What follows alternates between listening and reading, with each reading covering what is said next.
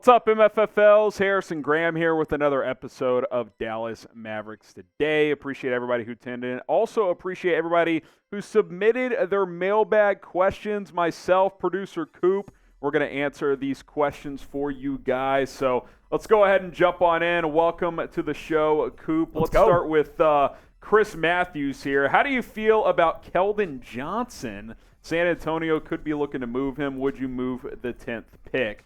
Coop, give me your initial thoughts on him. Obviously, a pretty solid two-way player for the Spurs. Yeah, he's an interesting player. My initial thought was probably not the number 10 pick, but then I went and looked at his numbers. He averaged 22 and 5 last year, 45% from the field, 33% from three.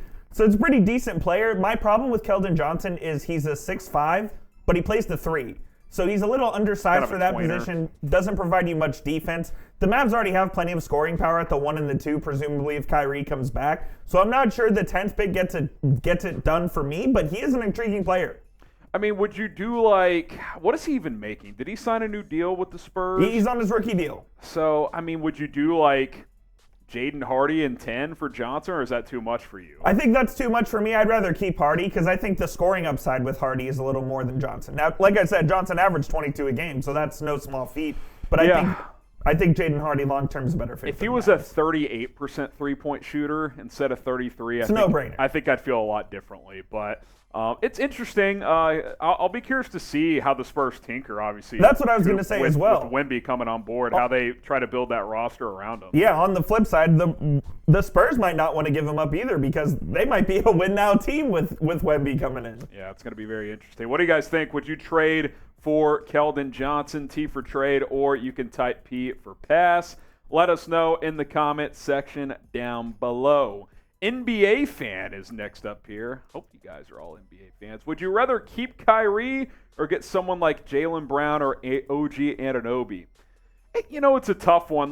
Jaylen Brown, I mean, in theory, I would maybe rather have him than Kyrie, but you're going to have to trade for him. So, if you're asking me, would I rather have Kyrie and keep some of your role players, or would I rather have Jaylen Brown but lose Josh Green, Jaden Hardy, both your first-round picks, etc.? Well, then I'd rather have Kyrie. Now, if Jaylen Brown was a free agent, I'd probably pick Jaylen Brown because he's younger. He's not quite as explosive offensively, and he's coming off a poor Eastern Conference Finals, but that's just not the situation. I mean, you're going to have to pay or trade a big package for Brown, Coop, and you're going to have to pay him close to $300 million.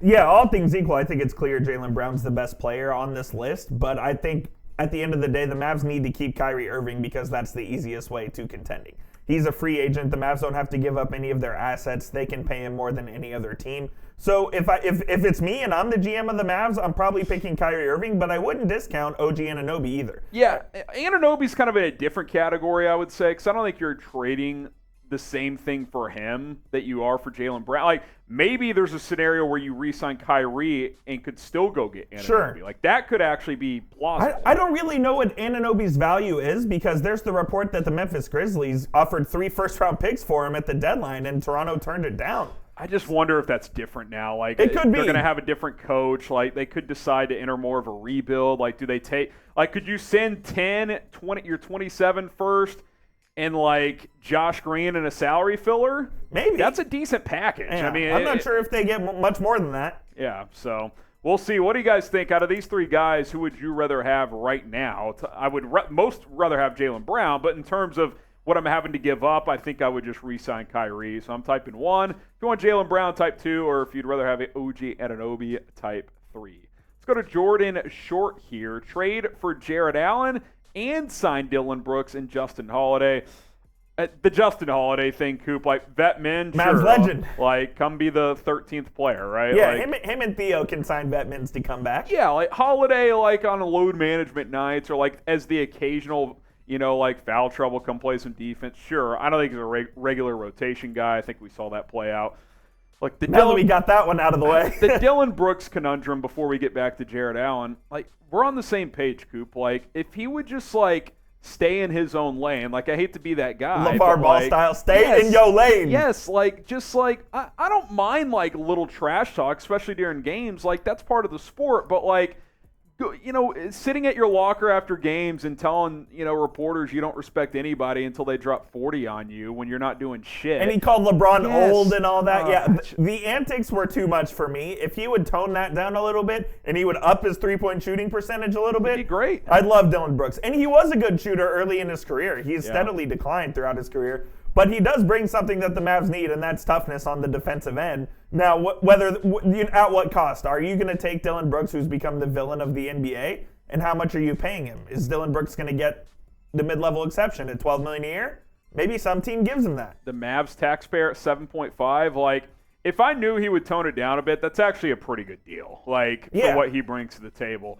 Jared Allen, I've always liked Jared Allen. He kind of got bullied by Mitchell Robinson in the playoffs, which wasn't a great look, but he's still a young, ascending center. I think he made his first All-Star team this year, I believe. He would still be easily the best pure big you've had, not counting KP, but, we'll leave that in its own category, since Tyson Chandler. As far as a pure center goes, he's the guy who can protect the rim, and he really plays at the rim more or less. Good roll man for Luka. Now, he doesn't shoot a lot of threes, but you don't necessarily need that. I think the pick and roll game with him and Luka would be really good, and I think you would have to give up a significant amount to get Jared Allen, but he's a player I really like. That'd be interesting. Maybe you could send Maxi Kleber back in a trade in some sort of package as Sam Brown would love that. Yeah, exactly. One of the best Mavericks coverage on YouTube. Help us out. Grow the channel today. My offer still stands. Once we get to 22,000 subs, I'm going to chug a beer for you guys here on the show. So if you want to witness that, hit that sub button. We'll continue to plug out videos,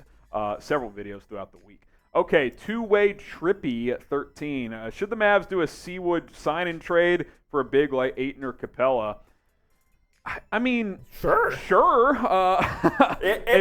If that juices the offer, yeah. If they could find a way to get something back for Christian Wood after the disaster of a season that he had this year, that would be fantastic. I will say this. Christian Wood was an efficient offensive player. He was just equally as bad, if not worse, on the defensive end. He was a net minus player despite averaging almost 17 points a game. It's pretty unbelievable. We've talked about Ayton quite a bit. I want to talk about Capela. I feel like he's kind of a forgotten man, but he's pretty.